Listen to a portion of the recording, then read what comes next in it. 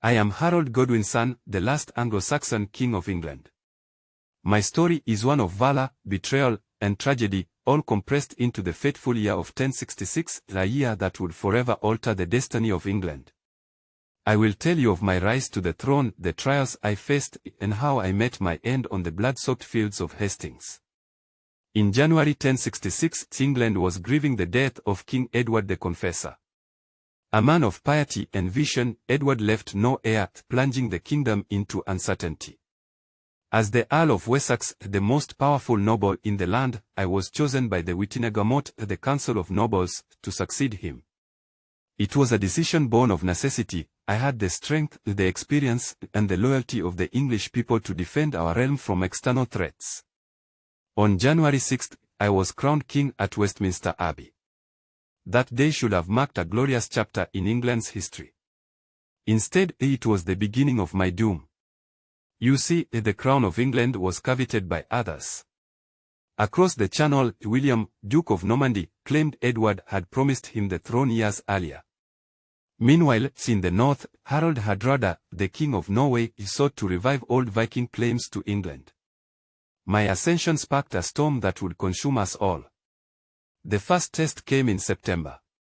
Harold Godwinson, with my treacherous brother Tostig at his side, launched an invasion in the north. Their armies landed with savage force, plundering as they advanced. I gathered my loyal men and marched swiftly north, covering nearly 200 miles in 4 days. At Stamford Bridge, on the 25th of September, we met the Norse invaders. The battle was fierce, but we triumphed, slaying Godwinson and Tostig. It was a costly victory, but it seemed England had been saved. But scarcely had we caught our breath when word reached me of a new threat. William of Normandy had landed in the south, bringing with him a fearsome army of knights, archers, and foot soldiers. I had no choice but to march south with my weary troops, summoning what reinforcements I could along the way. Time was not on my side, and my forces were diminished by the grueling march and our recent battle. On October 14, we met William's army near Hastings. I took my stand atop Senlac Hill, a strong defensive position. My housecarls, loyal warriors wielding axes, formed a formidable shield wall. All day we held firm, repelling wave after wave of Norman assaults.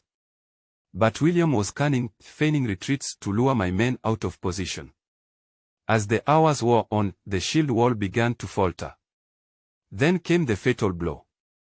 An arrow struck me in the eye, at least so the chroniclers say. Perhaps it was a sword or spear that felled me, the truth is shrouded in the chaos of battle. What I know is that my death marked the end of the Anglo-Saxon age. My loyal men fought to the last, but they could not hold against the Norman tide. By nightfall, William was victorious, and England would never be the same. Now, I speak to you from the shadows of history, my voice carried by the winds of time. I am remembered as the king who fought bravely, the man who stood against overwhelming odds to defend his homeland. My reign was brief, but my story endures, a testament to the fragility of power and the relentless march of fate.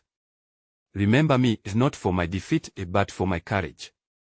I am Harold Godwinson, and I was England's last true king.